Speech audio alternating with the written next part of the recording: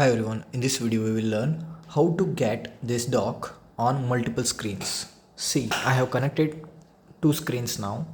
Now we want dock to be visible on both the screens, this and this.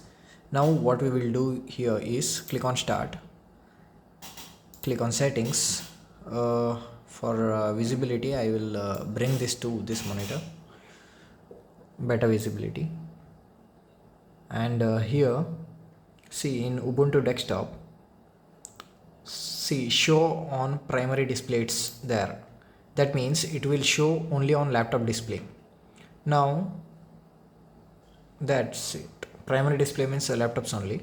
And this is a monitor one which I have connected with HDMI. If I click on this, it will show only here, means only on monitor, actually means second screen. In primary screen it's not showing. If I click on all display, means see here also we can see, and in main display also we can see. Like this you can customize dock to show on multiple screens. Thank you for watching guys.